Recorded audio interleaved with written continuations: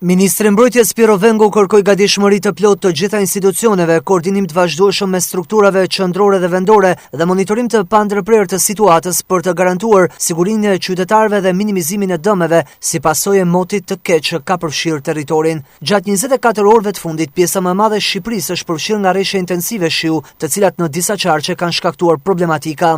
Për momentin situata konsiderohet të jetë në kontroll, por gjithsesi mbetemi vigjilent pasi gjithë ky front meteorologjik do të vazhdojë gjatë pasdites dhe gjatë mbrëmjes, sikundër të ditën e nesërme fronti qoftë në veri perëndim, por gjithashtu në jug do të ketë situata ku mund të krijohen problematika. Me kërkesë të prefekturave, Komanda Mbështetëse e Forcave të Armatosura, Shtabi i Përgjithshëm kanë siguruar dislokimin e mjeteve, pompa thithëse dhe mjete zjarfikse dhe kalueshmërie të lartë.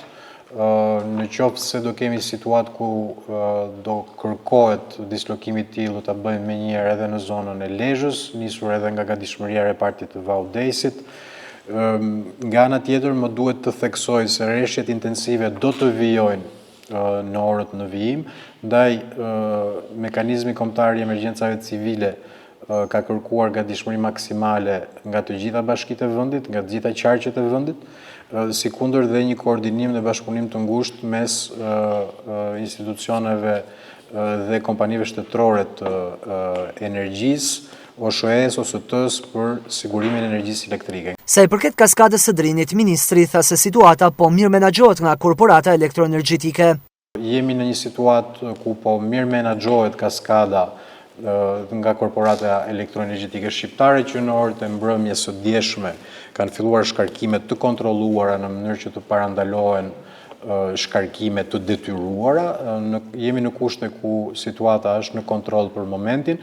Do vazhdojmë të kemi prurje në kaskadë, ndaj dhe është shumë e nevojshme realizimi i këtyre shkarkimeve të kontrolluara për të parandaluar përmbytje më të mëdha. Sipas Vengut, të gjithë hidrovorët janë në funksion të plotë, ndërsa u bëri thirrje institucioneve vendore që të njoftojnë në kohë reale për të gjitha nevojat. Përqendrimi i forcave në Lezhë, në Gjadër, ku presim edhe rritje të kuotave të lumenjve në orët në vijim, duhet të pasohet edhe me rritje të mjeteve në atë zonë në mënyrë që të jemi pranë banorëve në çdo moment, ndaj dhe i bëj thirrje institucioneve vendore që të njoftojnë në kohë reale të gjitha nevojat, qofshin këto në zona rurale apo dhe në zona urbane. Shërbimi i urgjencës mjekësore dhe policia rrugore janë po ashtu në terren dhe sigurojnë mbarvajtjen qoftë në ndihmës të popullsisë, qoftë edhe në ndihmës të institucioneve që po ndërhyjnë në mbështetje të tyre. Qytetarët ftohet të shmangin zonat me risk dhe të kërkojnë ndihmën e autoriteteve në rast nevoje.